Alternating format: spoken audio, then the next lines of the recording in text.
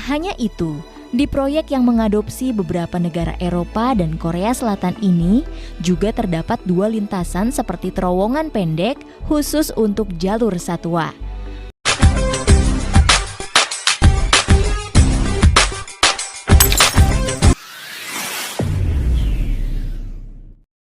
Assalamualaikum dan salam sejahtera. Oke guys, pada hari ini saya ingin mereaksi terkait dengan tol pertama bawah laut di Indonesia. Jadi Indonesia di tangan Presiden Bapak Jokowi tidak anti-intinya bikin kagum untuk Indonesia guys. Setelah proyek kereta cepat yang sudah rampung, kini Indonesia tengah serius menggarap proyek tol bawah laut yang menghubungkan daratan Balikpapan dan juga ibu kota Nusantara. Lalu bagaimana progres pembangunan tol bawah laut tersebut? Jadi di sini dalam video ini merupakan 7 fakta menarik ya pembangunan tol bawah laut pertama milik Indonesia pada tanggal 30 Juli ya 2023. Indonesia merayakan momen bersejarah dengan resminya tol bawah laut pertama di negara, yaitu tol bawah laut IKN. Jadi proyek ini merupakan salah satu capaian penting dalam upaya pemerintah untuk memperkuat konektivitas maritim dan ekonomi di wilayah Indonesia guys. Jadi dengan adanya tol bawah laut ini, Indonesia mengambil langkah maju yang signifikan dalam membangun infrastruktur maritim modern yang diharapkan akan membawa manfaat jangka panjang kepada pertumbuhan ekonomi kemajuan di negara Indonesia ini. Jadi yuk kita simak video ini guys daripada channel Remedial Script ya. Pada yang baru ketemu channel ini, kalian boleh juga subscribe, like, share, dan komen juga. Tanpa berbasa-basi, yuk kita simak dulu video ini guys.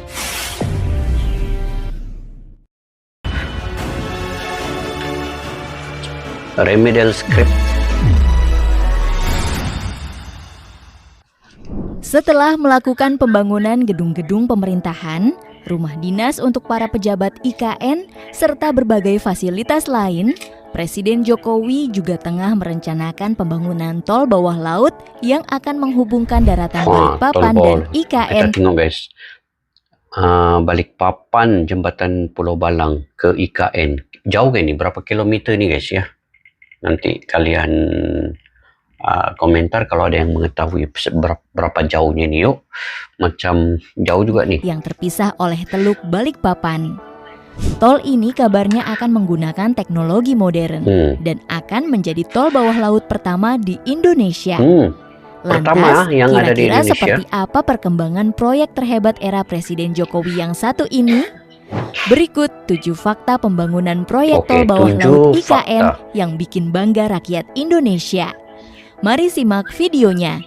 Namun sebelum ke videonya, mari klik subscribe-nya dan nyalakan notifikasinya. Awal dicanangkan. Proyek tol bawah laut IKN pertama kali terkuak ke publik pada Januari 2022 lalu.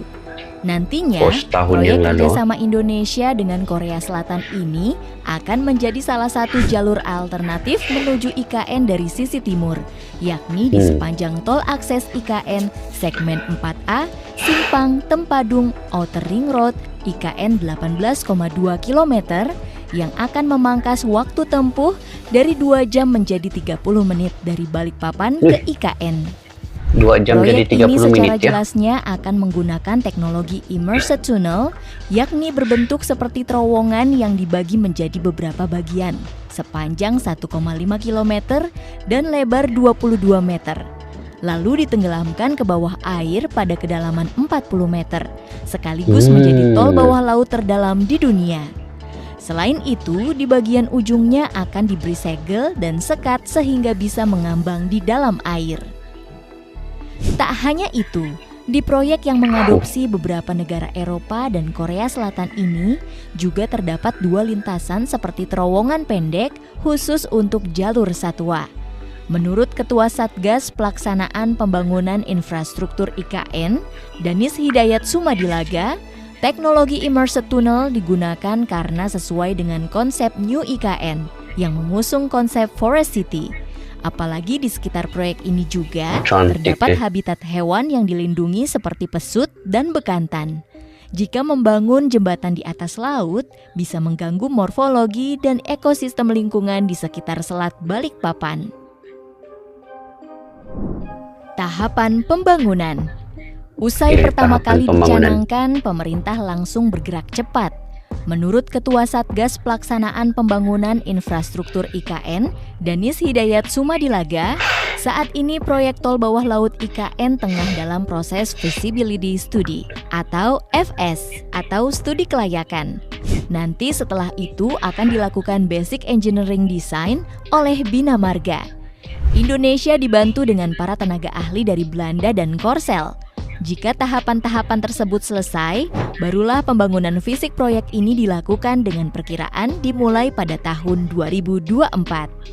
Anggaran 2024. Proyek tol bawah laut ini dikabarkan akan menelan dana yang tak sedikit.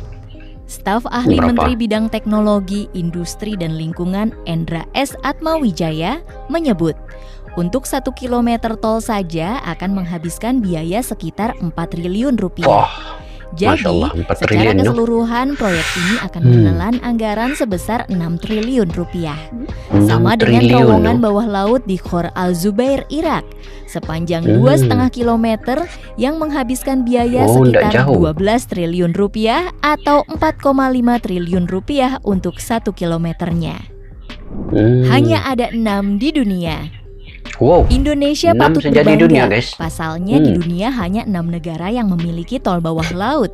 Di antaranya ada terowongan Al-Shindaga di Uni Emirat Arab, terowongan Øresund yang menghubungkan Denmark dan Swedia, terowongan Rivierke di Norwegia, tol bawah laut Taihu di Cina, Sydney Metro Tunnel di Australia, serta Marina Coastal Expressway di Singapura. Jika Indonesia berhasil membangun tol bawah laut ini, Indonesia bisa dibilang sejajar dengan negara-negara maju tersebut. Lebih murah dari terowongan darat. Menariknya, tol bawah laut IKN ini lebih murah bila dibandingkan terowongan darat tol Sumber yang dibangun oleh investor Jepang.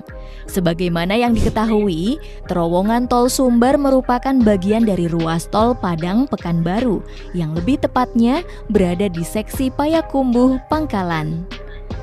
Terowongan ini akan menembus perut bukit Barisan dan menggunakan 2 metode, yakni metode New Austrian Tunneling Methods atau NITM dan metode Tunneling Boring Machine atau TBM. Di sana akan dibangun 3 terowongan yang diperkirakan menelan biaya sekitar 9 triliun rupiah. Mahalnya pembangunan terowongan darat ini dikarenakan panjang lintasan dan medan yang harus dilalui. Kontroversi tol bawah laut.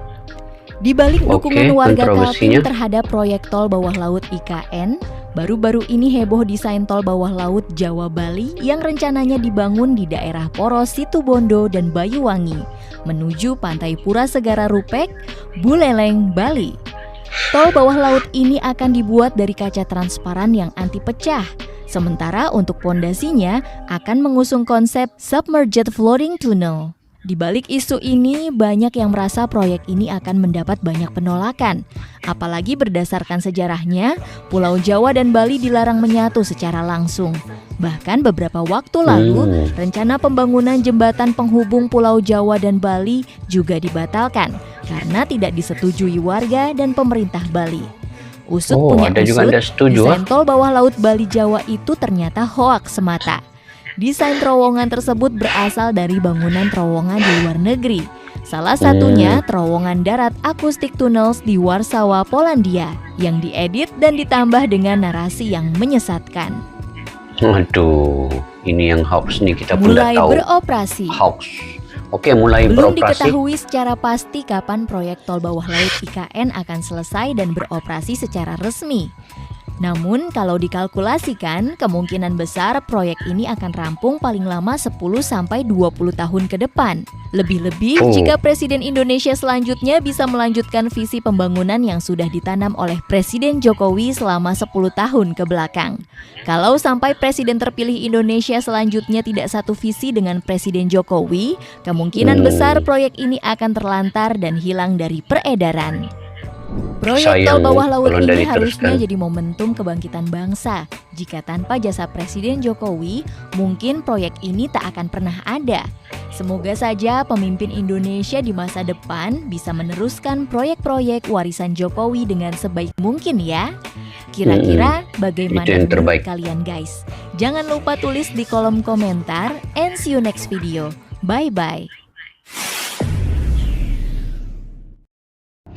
Salut sama Bapak Jokowi guys, dengan terbenanya tol bawah laut ini juga sebenarnya jiwa Bapak Jokowi ini yang sangat ingin membangunkan bangsa Indonesia dan bersikap secara positif dalam perkembangan kemajuan di Indonesia ini juga membawa beberapa pembangunannya seperti di dalam video ini tadi.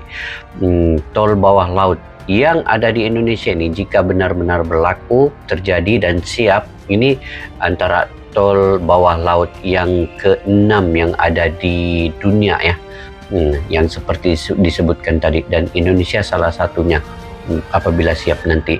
Jadi ini merupakan satu lagi konsep dan juga hala tuju visi Bapak Jokowi itu ingin membangunkan Indonesia di bawah pemerintahnya, walaupun pada tahun depan ini periode untuk Bapak Jokowi ini telah habis tamat, tetapi mudah-mudahan kita mendoakan sesiapa sahaja pengganti kepada Bapak Jokowi ini akan meneruskan misi ini. Ini guys bukan apa, ini kalau saya melihat ya, pembangunan Bapak Jokowi bawah ini dia mempunyai beberapa signifikan ataupun dampak yang jelas, di mana jika terbenanya tol bawah laut ini daripada IKN ke Balikpapan ini sebenarnya membawa dukungan investasi ya kepada pembangunan tol IKN ini, yang mana mungkin akan ada investasi pelaburan yang besar daripada pihak-pihak swasta sebagai bagian kemitraan di dalam publik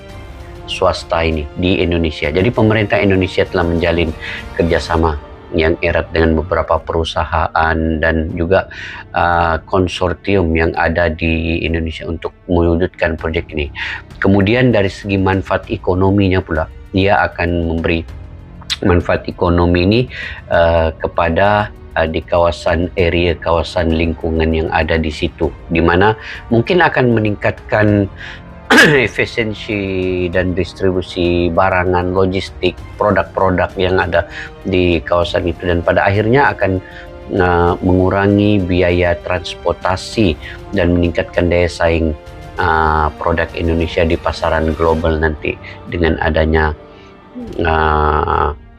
proyek tol bawah laut ini. Mungkin akan dapat mendukung pertumbuhan ekonomi secara keseluruhan dan menciptakan lapangan kerja yang barulah untuk rakyat di situ.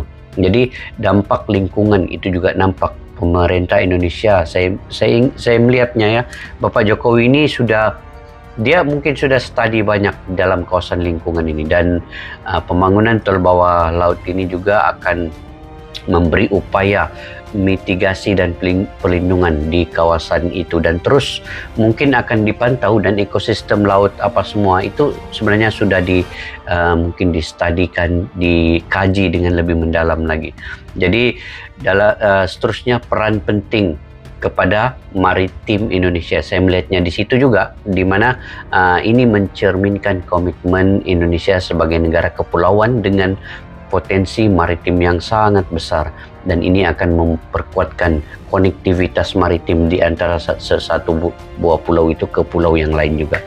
Jadi dengan kerjasama daripada negara-negara luar, Korea juga yang akan membangun ini akan dapat membina tol bawah laut ini dengan cemerlang. Saya pun sebenarnya sangat berasa tidak sabar untuk melihat sebenarnya tol bawah laut ini, karena ini merupakan, kalau di Asia Tenggara ini satu-satunya yang ada, ya, yaitu di Indonesia ini. Jadi dukungan kepada Bapak Jokowi ini harus diteruskan, karena pembangunan ini memperkenalkan Indonesia di mata dunia sebenarnya guys.